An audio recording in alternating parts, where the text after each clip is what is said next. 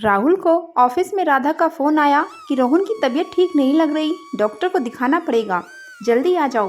पर चाहते हुए भी वह जल्दी नहीं निकल पाया। बॉस ने 6 बजे मीटिंग रख ली थी। अति व्यस्त नौकरी और घर गृहस्थी की गाड़ी पटरी पर बिठाते बिठाते कभी कभी उसका हृदय अत्यधिक खिन्न हो उठता। 6 बजे की मीटिंग के बाद कार पार्किंग में लगाकर अपने फ्लैट पर पहुंचकर उसने घंटी बजा दी। राधा जैसे तैयारी बैठी थी, दरवाजा खोलते ही शुरू हो गई। अब आ रहे हो? बच्चे की चिंता नहीं है तुम्हें? हर समय बस नौकरी नौकरी।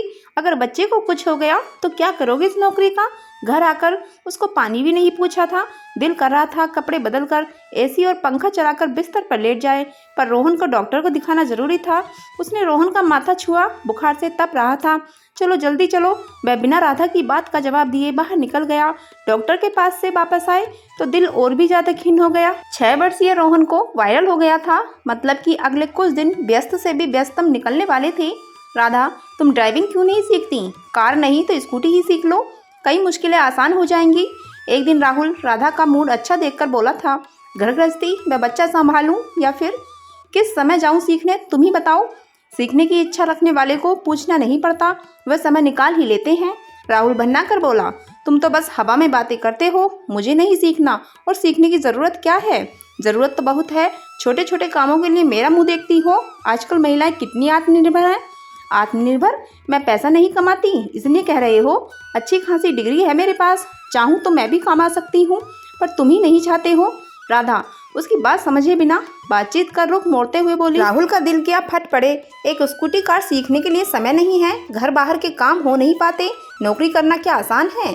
पर यह यथासंभव स्वर को शांत रखकर बोला, यह मैंने कब कहा? आत्मनिर्भरता का मतलब सिर्फ पैसा कमाना ही होता है। स्कूटी या कार ड्राइविंग आने से बाहर के सभी काम तुम खुद कर सकोगी। इन बातों में आत्मनिर्भर होना आज की गृहिणी के लिए कितना आवश्यक है। एक पति को कितनी मदद मिलती है इससे। आजकल तो माता पिता ही शादी से पहले ये सब सिखा देते हैं लड़कियों को। मेरे पिता ने अच्छा खासा दहेज दिया था, कार ड्राइविंग नहीं सिखाई तो क्या, कार तो दी थी। राधा चिढ़कर बोली, उफ, तुम्हारे पिता और तुम्हारा दहेज, मांगा किसने था? आजकल इस दहेज की जरूरत नहीं होती। जरूरत है लड़की को जमाने के अनुसार अंदर बाहर के कामों के लिए परफेक्ट बनाना। पूरी डिग्री लेने से कुछ नहीं होता। तुम्हें ड्राइविंग नहीं आती, सीखना भी नहीं चाहती, इसलिए बाहर के छोटे छोटे कामों के लिए मुझ पर निर्भर रहती हो। अस्पताल से घर आते ड्राइव करते हुए राहुल यही सब सोच रहा था। अगर आज राधा खुद ही समय से रोहन को डॉक्टर को दिखा लाती तो ना उसकी तबीयत ज्यादा खराब होती, ना उसे ऑफिस से घर आकर इस कदर परेशान होना पड़ता। पर राधा जैसी लाड़ प्यार में पड़ी लड़कियों की बात ही अलग है। नाजुक इतनी कि गृहस्थी भी ठीक से नहीं संभाल पाती, नक चढ़ी इतनी कि रिश्तेदार या सास ससुर को पास नहीं फटकने देती, और शानवान इतनी कि घर बाहर के काम करने में नानी याद आती है। डिग्री भी इस लायक नहीं कि इतना काम कर सके कि कोई बहुत अधिक आर्थिक मदद मिल सके। घर पहुंचकर दिन भर का थका मांदा राहुल कपड़े बदलकर बिस्तर पर लेट गया। राधा रोहन के साथ थी, पर राहुल के दिमाग में अभी भी विचारों का टहलना लगातार जारी था। 7 साल हो गए हैं उसके विवाह को। जब उसके विवाह की बात चली तो पत्नी के रूप में उसने एक शिक्षित गृहिणी की ही कामना की थी, यही सोचकर कि घर में बच्चे संभालना भी एक पूर्णकालिक काम है, यानी फुल टाइम जॉब ही है, और उसकी पत्नी घर संभालेगी तो वह उसे पूरा तवज्जो व सम्मान देगा, जो उसने अभी तक किसी गृहिणी को मिलते ही नहीं देखा था। पर इन 7 सालों में वह उब सा गया था अपने वैवाहिक जीवन से। नौकरी में भले ही बहुत व्यस्तता थी, पर वह एक सम्मान व संतोषजनक ओहदे पर था। माता पिता का इकलौता बेटा होने के नाते वह उनके प्रति अपने कर्तव्य को समझता था और उन्हें पूरा भी करना चाहता था। बहन विदा होकर अमेरिका चली गई थी। अपने बच्चे व नौकरियों की प्रस्ताव में वह भारत कभी नहीं आ पाती थी, पर बीच बीच में माता पिता व सास ससुर को टिकट भेजकर बुला लेती थी। उसके पिता ने काफ़ी कठिनाई व सीमित आय के साथ व मां ने अथक परिश्रम व किफ़ायत से अपनी इच्छाओं को मारकर उन दोनों भाई बहनों को बहुत अच्छी स्कूलिंग व शिक्षा दी थी। दोनों भाई बहन की कुशाग्र बुद्धि ने माता पिता के सपनों में मनचाहे रंग भर दिए थे। इन 7 सालों में उसने खुद के सपनों के रंग फीके पड़ने लगे थे। वह घर बाहर आजकल की स्वतंत्र व स्वच्छंद युवतियों के नए विचार सुनता व पढ़ता था, जिन्हें विवाह एक गुलामी से अधिक कुछ नजर नहीं आता था। आखिर क्यों करे वे विवाह करने व बच्चा पैदा करने में उन्हें अपने जीवन की सार्थकता नजर नहीं आती थी। लेकिन जब वह अपने जैसे युवकों के बारे में सोचता था तो पूछता चाहता था कि उनके जीवन की कौन सी सार्थकता है विवाह करने में। क्यों करें वे विवाह? क्यों पिसे वे गृहस्थी की चक्की में? अच्छा कमाते हैं तो क्यों ना वे स्वच्छंद रहें? आखिर क्यों बने वे कोल्हू के बैल? क्यों बांधे गले में घंटी? पिछली पीढ़ी तक क्या हुआ? इस फालतू की बहस में वह नहीं पड़ना चाहता था, पर आज के समय में विवाह को अधिकतर लड़कियों की नज़र से ही क्यों देखा जा रहा है? लड़कों की नज़र से क्यों नहीं सोचा जाता, लेकिन किसी से कह नहीं पाता था। अपने दिल में उबलते इन विचारों को माता पिता लखनऊ के पास एक छोटे से गांव में रहते थे। रिटायरमेंट के बाद पिता अपने गांव के घर में ही रहने चले गए थे। दोनों भाई बहन की शिक्षा दीक्षा के बाद वे शहर में अपने लिए एक आध छत बनाने लायक भी नहीं बच पाई थी। वह अपने असहाय माता पिता को अपने साथ रखना चाहता था, लेकिन राधा को उनका स्थायी तौर पर रहना पसंद नहीं था।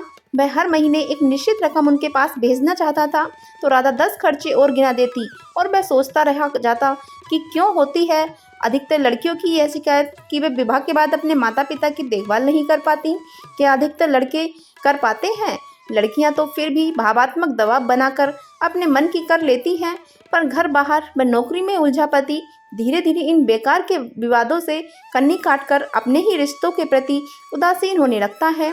अगले दिन उसे ऑफिस से छुट्टी लेनी पड़ी, क्योंकि रोहन की तबीयत बहुत बिगड़ गई थी और वह राधा को अपनी जगह से उठने भी नहीं दे रहा था। शाम को उसके बचपन का दोस्त रोहित उसके हालचाल लेने आ गया। दोनों दोस्त साथ बैठकर एक दूसरे को अपना दुखड़ा सुना रहे थे।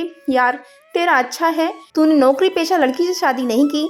बातचीत के दौरान रोहित बोला, अरे इसमें क्या अच्छा है, तेरी पत्नी नौकरी वाली है, कम से कम इतनी आय तो हो ही जाती है कि तू अपने घर वालों की थोड़ी मदद कर सके। मैं तो चाहते हुए भी नहीं कर पाता हूँ। मैं तो कौन सा कर पाता हूँ? प्रिया की नौकरी किस काम की? आमदनी अठन्नी खर्चा रुपया जो कमाती है उस पर सिर्फ अपना ही हक समझती है। अपने शौक व मौज पर खर्च करती है और अपने माता पिता भाई बहन पर खर्चा करना अपना अधिकार समझती है। पर मैं ऐसा नहीं कर सकता। मुझे तो पूरी गृहस्थी चलानी है। प्रिया से सलाह लिए बिना अपनी मर्जी से अपने घर वालों पर खर्चा भी नहीं कर सकता और ना ही उन्हें बुला सकता हूँ। प्रिया हंगामा खड़ा कर देगी, लेकिन उसके घर वाले अब तक आ धमकते हैं। मेरे मूड की परवाह किए बिना प्रिया उनकी खूब आप भगत करती है। आखिर घर और किचन पर तो पत्नी का ही पहरावा हक होता है ना, फिर कमाती भी तो है। रोहित व्यंग से मुस्कुराया। इससे तो अच्छा था कि नौकरी ही नहीं करती और ठीक से घर संभालती। अब तो नौकरी करके रोब अलग झाड़ती है। एक तुम ही थोड़ी ना थक कर आए हो। अब उससे कोई पूछे, चलो नहीं थकता, मैं छोड़ देता हूँ नौकरी, मैं संभालता हूँ घर, पर उसकी तनख्वाह से पूरे खर्च चल जाएंगे क्या? रोहित एकाएक भन्ना गया। सही कह रहा है, पर राधा चाहे नौकरी भी नहीं करती है, पर इतनी नाजुक लड़कियां तो घर भी ठीक से नहीं संभाल पाती।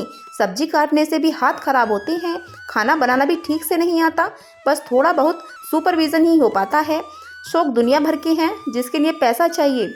नौकरी के साथ साथ घर में भी उसकी मदद करनी पड़ती है। कभी कभी तो दिल करता है भाग जाऊं कहीं। राहुल ने भी दिल की भड़ास निकाली। दोनों दोस्त अपनी अपनी आधुनिक पत्नियों के रवैये से परेशान अपनी बातों में मशगूल थे कि अचानक राकेश आ टपका। राकेश भी बचपन से उनके साथ पढ़ा था, पर तेज बुद्धि का राकेश इंजीनियर था। उसकी पत्नी भी इंजीनियर थी। दोनों ने प्रेम विवाह किया था। अरे क्या गुफ्तगू चल रही है मेरे बिना? कुछ नहीं, आ जा तू भी शामिल हो जा हमारी पत्नी पुराण में। रोहित हंसकर बोला, ये क्या शामिल होगा? पूजा इसके बराबर का कमाती है। आधे से अधिक प्रॉब्लम तो यूं ही सॉल्व हो गई। परेशानियां तो सब जगह रहती हैं। उसकी बात समझकर राकेश गंभीरता से बोला, मेरी परेशानियां कुछ अलग तरह की हैं। वो क्या? दोनों दोस्त बोल पड़े। 7 साल होने को आए हमारी शादी को, घर वाले जोर डाल रहे हैं और अब मुझे भी लगता है कि परिवार बढ़ाने के बारे में सोचना चाहिए, पर पूजा के पास फुर्सत ही नहीं। अब तुम ही बताओ कि बच्चा कैसे होगा? दोनों दोस्त मुंह बाएं उसे निहारने लगी। पूजा का क्या कहना है इस बारे में? राहुल बोला, इस साल तो नहीं, उसका यही जवाब होता है। और यही कहते कहते वह 36 की हो गई है। कब सोचेगी? नौकरी की व्यस्तता की वजह से वह कुछ सोच ही नहीं पाती और इतनी अच्छी नौकरी छोड़ भी नहीं पाती। तो फिर क्या बच्चा करोगी ही नहीं? रोहित आश्चर्य से बोला, हाँ यह भी हो सकता है। राकेश हताश भरे स्वर से बोला, वैसे कुछ समय से प्रिया सैरोगेसी से बच्चा पैदा करने की बात भी करने लगी है। बोलती है फिगर खराब नहीं करना। यह सुनकर तीनों दोस्त हंस पड़े। ये अच्छा है, आजकल की लड़कियों का पैसा कमाओ और सब कुछ ऑर्डर कर दो, यहाँ तक कि बच्चा भी। तीनों दोस्त अनायास ही ठहाका मारकर हंस पड़े। पता नहीं कैसी जिंदगी हो गई है। एकाएक राकेश संजीदा हो गया। जब दोनों की अच्छी आय के दाम पर देश विदेश घूमना, पार्टी, दोस्तों के साथ मस्ती, एक अच्छी स्तरीय जिंदगी नसीब होती है तो सब कुछ अच्छा लगता है। पर हम कहाँ जा रहे हैं? न अपने माता पिता के रह गए और न अपने बच्चे ही पैदा कर पा रहे हैं, और किसी तरह कर भी लिए तो उनका ठीक से लालन पालन नहीं कर पा रहे हैं। यह तो तू सही कह रहा है यार। राकेश के चेहरे की संजीदगी रोहित के चेहरे को भी संजीदा बना गई। हमारी माओ के समय पत्नियां रोया करती थीं और पति पुराण सुनाया करती थीं। पड़ोसियों, सहेलियों, यहाँ तक कि बच्चों को भी सबको अपने पक्ष में करने के लिए और हमारी पीढ़ी के पति अब पत्नी पुराण सुना रहे हैं, पर हम किसी दूसरे को अपना दुखड़ा भी तो नहीं सुना सकते, क्योंकि कहावत है ना कि मर्द को दर्द नहीं होता। यह सब पता होता तो कभी शादी ही नहीं करता। आखिर क्यों करनी है शादी? राहुल झुंझलाकर कुछ ऊंची आवाज में बोला। पैसा अलग खर्च होता है, आज़ादी भी छिन जाती है, माता पिता रिश्तेदारों से रिश्ता खत्म हो जाता है, नौकरी के साथ साथ घर के कामों में अलग मदद करनी पड़ती है और रात को पत्नी को उसकी मर्जी के बिना हाथ भी नहीं लगा सकते। आखिर कोई बताए मुझे कि आज के लड़के विवाह क्यों करें? राहुल बिल्कुल भाषण देने वाले अंदाज में बोला। ओए रिलैक्स, तुम्हें कोई वोट नहीं मिलने वाला। हाँ, तलाक जरूर मिल जाएगा अगर अंदर राधा ने सुन लिया तो। रोहित उसे शांत करता हुआ बोला। उसके बोलने के अंदाज से दोनों दोस्त कुछ मजबूरी व कुछ खिसियाकर खिलखिलाकर हंस पड़े। हाँ यार, ज्यादा तेवर दिखाओ तो कहीं नारी शक्ति जोर मार दे और दिन में भी तारे दिखा दे, कुछ भी हो सकता है आजकल तो। राहुल गंभीरता से बोला। तीनों दोस्त अपनी जिंदगी की इस गंभीर समस्या पर बात करते करते आखिर हल्के फुल्के मूड में आ ही गए, पर तीनों मन ही मन सोच रहे थे कि आखिर इस समस्या से पार पाने का कौन सा उपाय है। जब संतान भी पैदा नहीं करनी है, शारीरिक मानसिक सुख भी नहीं है, तो व्यवहारिक संस्था का आखिर क्या औचित्य रह गया। तीनों विचार मगन बैठे थे, तभी रोहित माहौल की चुप्पी को तोड़ता हुआ ठहाका मारकर हंसता हुआ बोला। अच्छा यार, ये पत्नी प्राण छोड़ और जरा बढ़िया सी चाय पिला दो, वह भी मुझे ही बनानी पड़ेगी। क्यों, राधा कहाँ है? रोहन को सुला रही है। राहुल भी ठहाका मारता हुआ बोला और किचन की तरफ चला गया। वह साथ ही दोनों दोस्त भी चले गए। कहते हैं दर्पण झूठ नहीं बोलता। आज की पत्नियां पतियों को वो आईना दिखा रही हैं जो अब तक पतियों ने पत्नियों को दिखाया था। Thanks for watching. Please subscribe my channel.